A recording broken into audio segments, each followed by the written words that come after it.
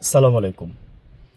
হাদি ভাই বলছিল যে জুলাই যদি কেউ জুলাইকে নিয়ে যদি কেউ ষড়যন্ত্র করে তাহলে আমার বাপের বাপেরও আমি ছাড় দিব না, আমার মারেও আমি ছাড় দিব না।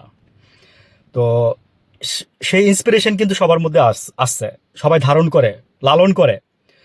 আমি জানি না যে কে কিভাবে অন্য বিষয়গুলো লালন করে, ৭১ বলেন, জুলাই বলেন, হ্যাঁ, আরো তো অনেক চেতনা আছে আমাদের। তো এর মধ্যে হাদি ভাইয়ের চেতনাও আমাদের জন্য একটা চেতনা। এটা হচ্ছে এই জেনারেশনের চেতনা, ঠিক আছে? এটা হচ্ছে এই জেনারেশনের চেতনা।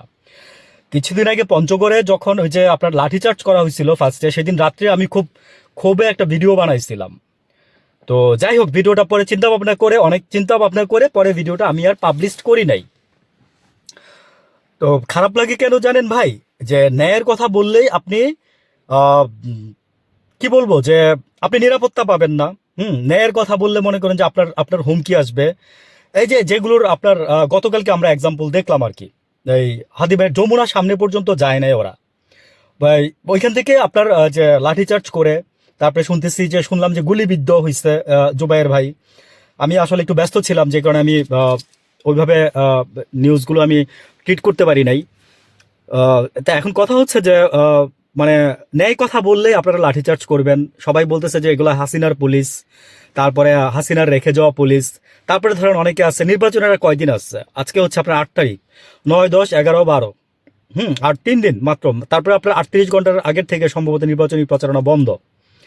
হ্যাঁ, তো এখন কালকে পর্যন্ত সম্ভবত বা তারপর দিন পর্যন্ত নির্বাচন প্রচারণা চলবে, এরপর থেকে নির্বাচন প্রচারণা বন্ধ।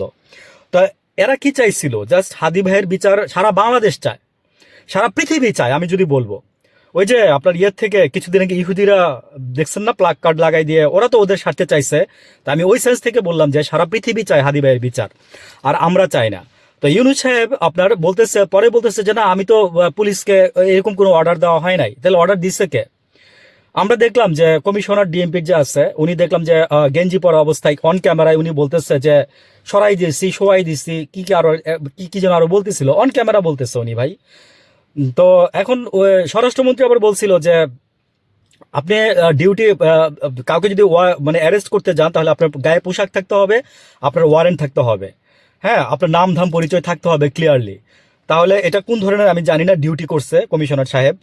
তো আমি জাস্ট ওইটাই বলবো যে হাদি ভাইয়ের খুনের জন্য আপনার জাতিসংঘে একটা মানে জাস্ট ইউনূস সাহেবকে বলছে যে আপনি একটা আবেদন করায় দেওয়ার জন্য বলছে, এইটুকুই তো চাই, স্যার তো কিছু চায় নাই।